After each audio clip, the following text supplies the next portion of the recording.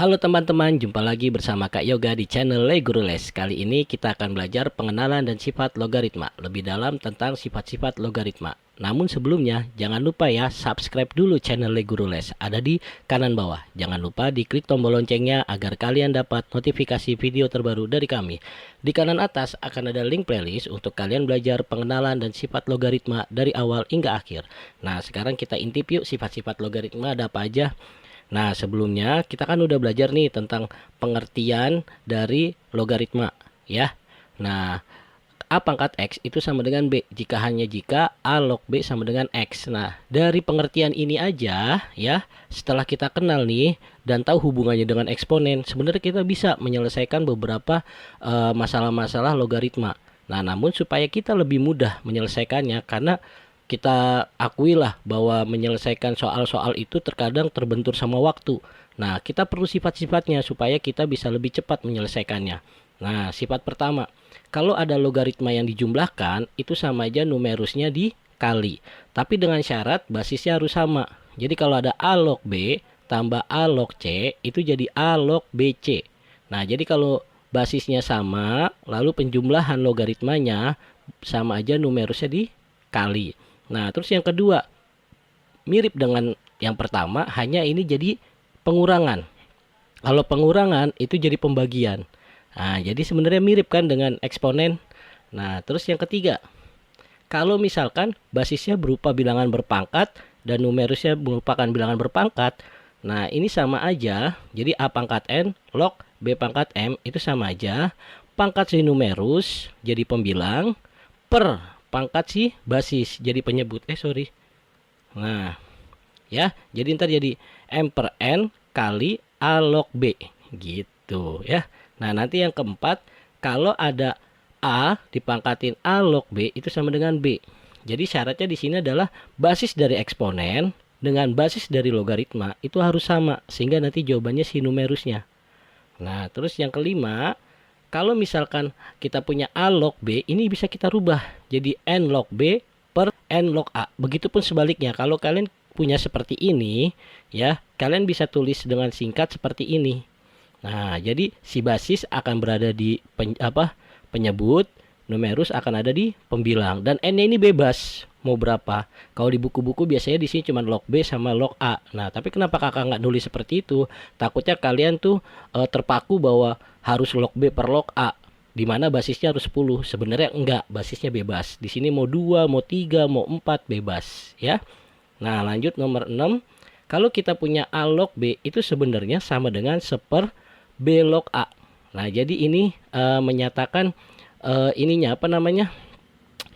Inverse-nya atau kebalikannya. Nah, jadi kalau misalkan kita punya A log B, nanti kebalikannya adalah seper A log B gitu. Karena apa? Karena nanti kalau dikali jadi 1. Begitupun dengan ini nanti, ya. Nah, yang terakhir, kalau kita punya A log B dikali B log C itu sama dengan A log C. Nah, di sini kakak nyebutnya sih apa ya? Kayak domino. Iya bener ya, kartu domino ya yang disusun gitu. Jadi merembet. Nah, jadi selama basis dengan numerus sebelumnya sama, ini akan bisa merembet jadi A log C. Tinggal ujung log ujung. Kayak gitu. Nah, supaya lebih jelas kita ke latihan soal aja langsung ya. Nah, ini nomor 1. Di sini kita punya 2 log 12 tambah 2 log 10 min 2 log 15. Itu sama dengan berapa? Nah, untuk awal-awal mempelajari sifat-sifat logaritma, setiap soal akan kakak tunjukin sifatnya nih. Ya, jadi biar kita lihat nih, dari ketujuh sifat ini, mana yang mau kita pakai. Ya.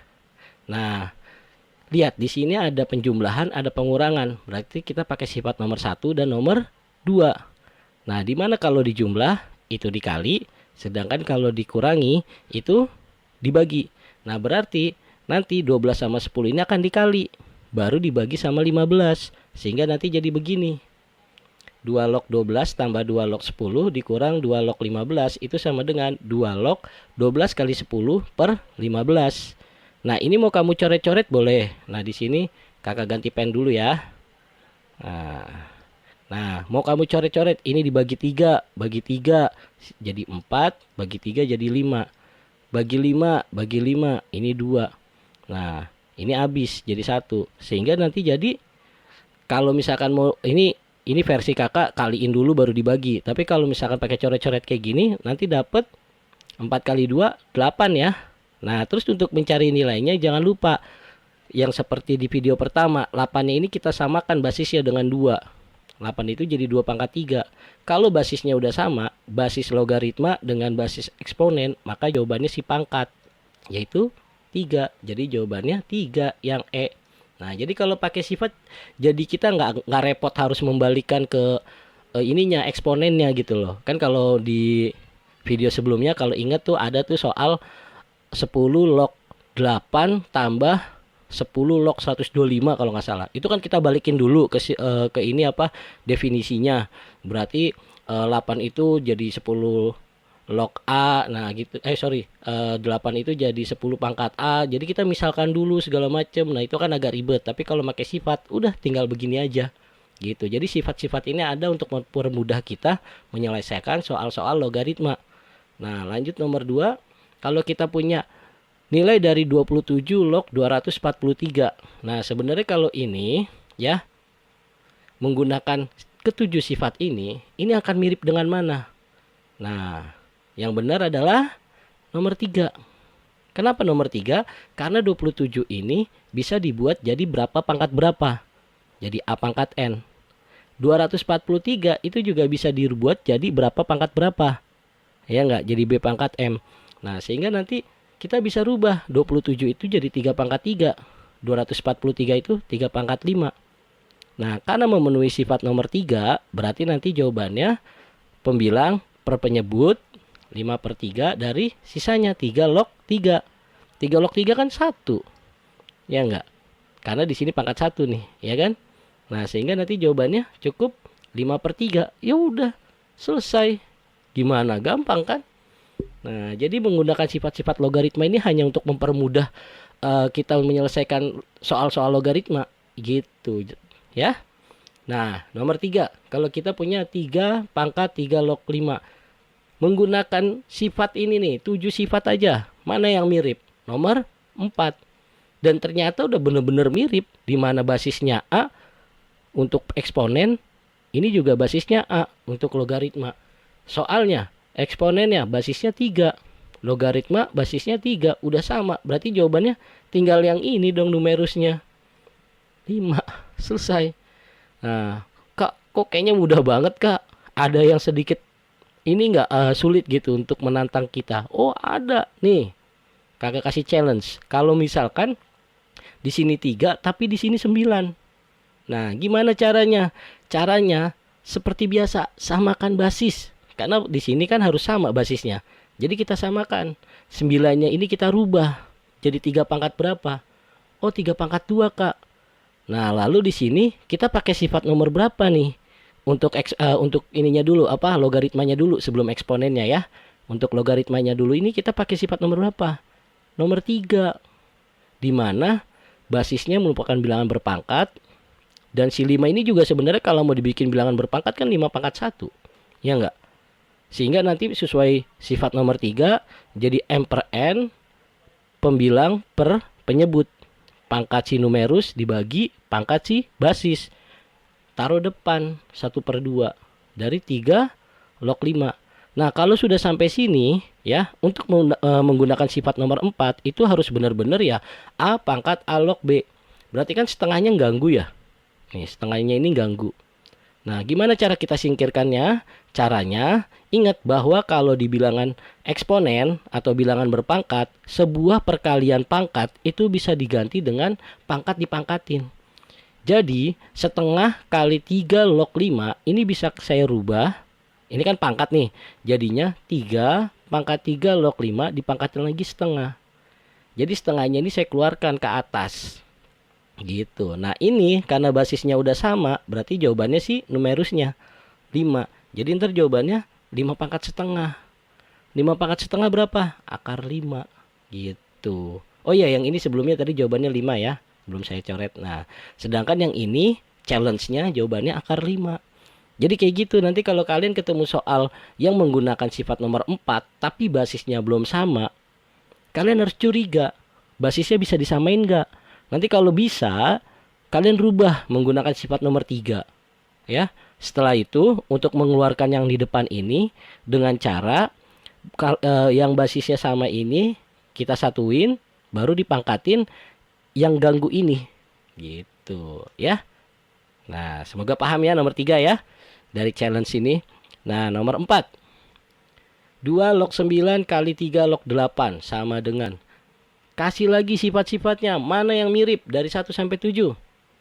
Oh, ini ada perkalian kak. Kalau ada perkalian berarti nomor 7 kak. Oke, boleh. Coba kita lihat ya. 2 log 9 kali 3 log 8.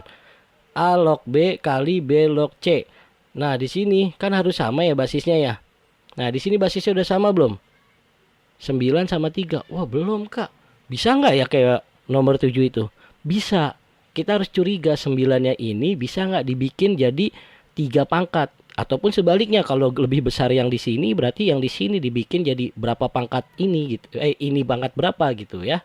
Nah, kita bisa rubah bahwa 9-nya ini jadi 3 pangkat 2. Dan 8-nya juga saya rubah jadi 2 pangkat 3. Nah, untuk yang ini dulu ya, kita kan bisa menggunakan sifat nomor 3. Ya enggak? Karena basis dan numerusnya merupakan bilangan berpangkat. Kalau nggak tahu, ini 1 lah gitu loh. Kalau ragu. Nah, ini juga 1 lah. Nah, ini juga berarti menggunakan sifat nomor 3. Nah, untuk yang ini, pangkat numerus per pangkat basis. Jadinya di depan 2/1, 2. Yang kanan, pangkat numerus per pangkat basis. 3/1, 3. Nah, 2 sama 3-nya ini kita kaliin dulu, taruh depan jadi 6. Ya kan?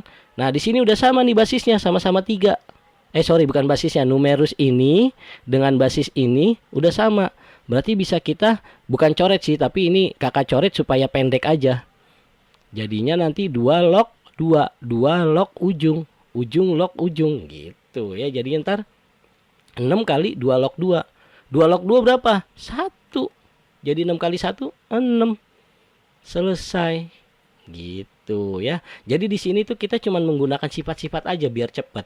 Ini kalau kamu nanti mau pakai definisinya ya, yang seperti video pertama, itu kan cukup agak ribet karena kamu memisalkan dulu, ya enggak? Ini soalnya sama persis loh sama yang di video pertama. Nah, jadi saya nunjukin nih. Walaupun mungkin langkahnya sama-sama 5 atau sama-sama 4, tapi setidaknya kalau pemisalan itu agak susah bagi anak-anak yang biasa ya, basicnya itu agak susah karena untuk memisalkan itu kita butuh kreativitas. Ya enggak? Kita mengandai-andai. Oh, misalkan ini sama dengan ini. Iya, kalau yang kita misalkan benar. Kalau yang kita misalkan salah, mau nggak mau kita harus dari ulang.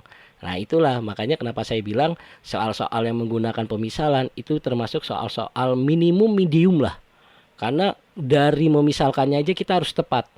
Kalau kita sampai salah memisalkan, ya salah dari awal. Gitu. Ya. Untuk nomor 4 seperti ini ya. Jadi untuk sifat-sifat ini untuk mempermudah kalian lah menyelesaikan masalah logaritma ini. Terakhir nomor 5, kalau kalian punya A log X pangkat P per A log X pangkat Q. Ini menggunakan sifat yang mana kak? Lihat. Mana yang ada pembagian log. Oh ini kak, nomor 5 kak. Ya enggak? Dan kebetulan syarat di nomor 5. Jadi kan kita biasanya ya baca dari kiri ke kanan. Tapi kalau sama dengan itu kanan ke kiri juga boleh. Kan sama. Kiri sama dengan kanan, kanan sama dengan kiri. Nggak masalah toh. Nah, jadi ini hubungannya sama gitu loh. Mau baca kiri kanan, kanan kiri bebas. Nah, kebetulan soalnya ngasih bentuknya dari kanan ini. Dimana di sini N, di sini N. Oh, ini sama. Di sini A, di sini A. Berarti bisa pakai sifat nomor 5. Berarti kalau pecahan kayak gini, pembilang jadi numerus, penyebut jadi basis. Ya udah. Di sini siapa pembilangnya? X pangkat P. Berarti X pangkat P yang jadi numerus. Penyebutnya X pangkat Q. Berarti basisnya X pangkat Q. Nah, terus kalau bentuknya kayak gini, di mana basis dan numerus sama-sama bilangan berpangkat, menggunakan sifat nomor berapa? Nomor 3.